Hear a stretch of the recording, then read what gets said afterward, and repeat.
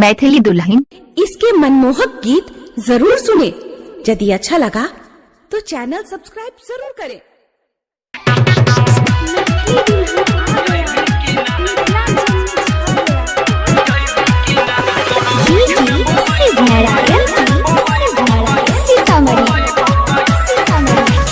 DJ सत्यम मदना बाजार।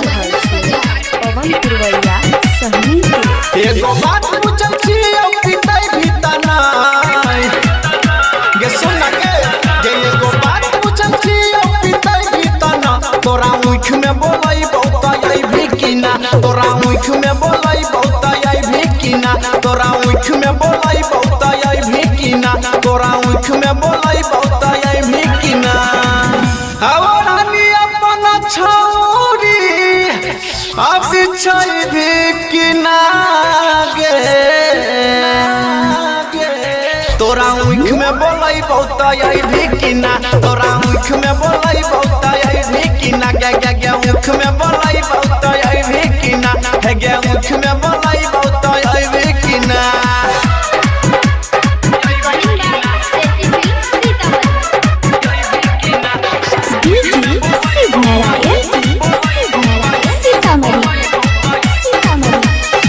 DJ सत्यम मदना बाजार।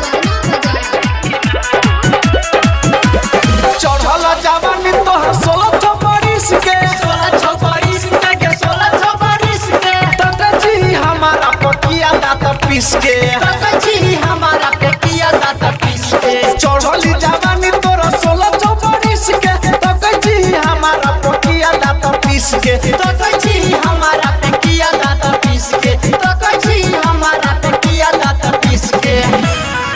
तू अपना उठलिया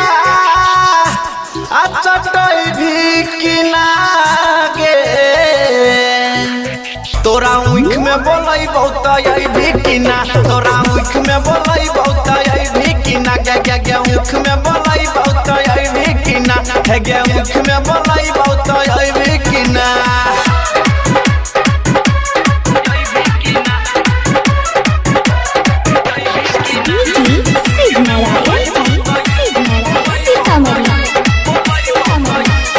डीजे सत्यम मदना बाजार।